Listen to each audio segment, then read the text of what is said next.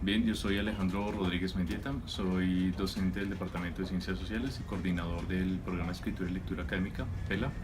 Eh, PELA y el Departamento de Comunicación Social se dieron a la tarea de diseñar los sílabos y los PDA de las asignaturas, algunas del anterior programa de estudios y el nuevo plan de estudios. Entonces, en el anterior programa de estudios estaba una asignatura que se llamaba Enunciación, Laboratorio La Enunciación.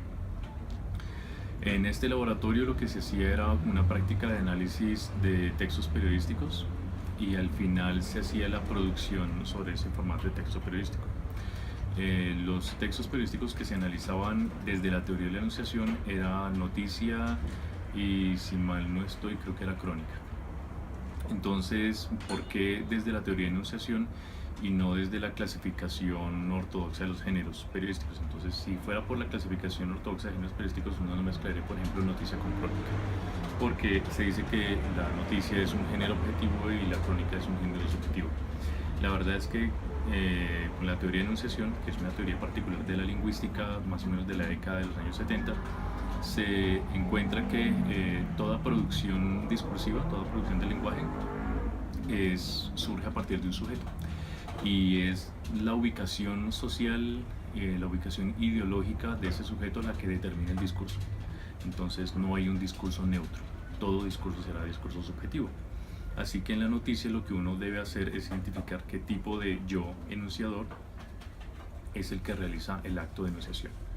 Entonces, lo que se hacía con estos dos géneros, noticia y crónica, era analizarlas desde teoría de la enunciación, ver la intervención del sujeto, ver cómo ingresan las fuentes como otras voces del discurso, que eso se llama teoría de polifonía, ver, por ejemplo, las condiciones del contexto en donde se ubica el sujeto, y ahí uno puede ver, por ejemplo, conceptos como las industrias mediáticas, los medios de comunicación como empresas y todo lo demás.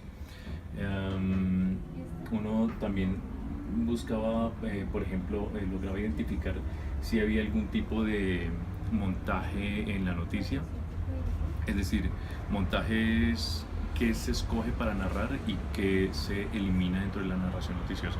Entonces yo puedo describir el acontecimiento noticioso omitiendo algunos personajes y destacando algunos otros, por ejemplo con la selección de fuentes, o yo puedo construir el acontecimiento completo desde mi punto de vista.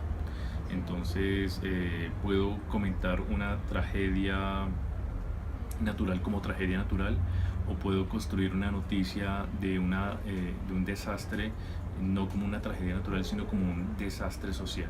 ¿Sí? Entonces, un desastre político, porque el gobierno o una alcaldía permiten asentamientos de poblaciones en las riberas de los ríos y esto desemboca pues una mala planeación y posteriormente en un desastre social. O yo puedo dejar únicamente una noticia construida diciendo que es un desastre causado por la naturaleza, por las fuerzas de la naturaleza. Entonces la noticia tampoco tiene una supuesta neutralidad o una objetividad específica, o se puede decir que hay como una verdad única en la noticia. Así que lo que se hacía desde allí era comprender cómo en un género que parece ser objetivo, realmente lo que es la narración desde un punto de vista particular.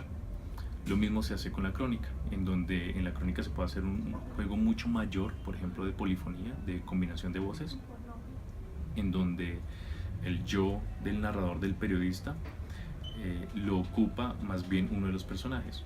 Yo puedo, en vez de hacer la noticia sobre un desastre, sobre una tragedia como lo que sucedió con Mocoa, yo puedo narrar la experiencia desde alguno de los personajes de la tragedia de Mocoa.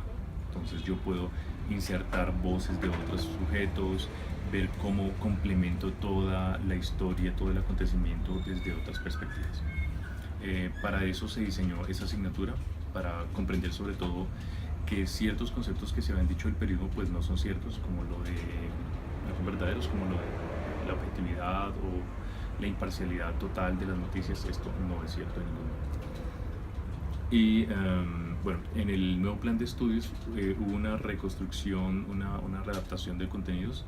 Entonces teníamos por un lado unos géneros periodísticos que se analizaban desde teoría de enunciación, y luego otros géneros periodísticos que se analizaban desde teoría de la argumentación. Entonces se fusionaron estos dos y dieron como resultado una asignatura nueva en donde se combinan, que se llama argumentación y enunciación en la dinámica del discurso. La importancia de este espacio en el plan de estudios está en que el estudiante no tenga únicamente como una versión de los géneros periodísticos como muy técnica o instrumentalizada.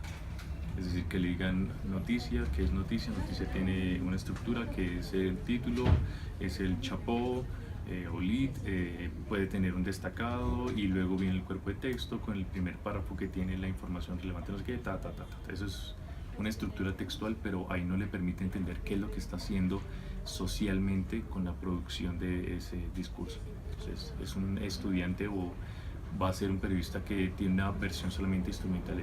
Yo sé hacer cosas y redactar cosas aunque no tenga conciencia de lo que estoy haciendo socialmente con eso. Eso es, digamos que por una parte. La otra parte es no solamente producir, sino ser capaz de analizar la noticia.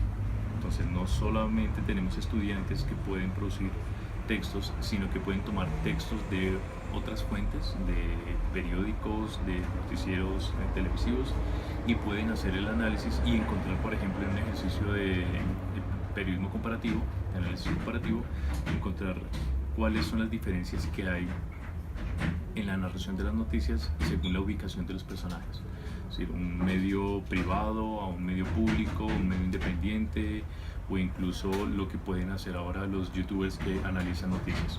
Entonces, cada uno de ellos tendrá una forma particular de construir el acontecimiento y es, digamos, mucho más complementario la formación de un sujeto que pueda no solamente producir, sino también analizar lo que otros producen en su campo.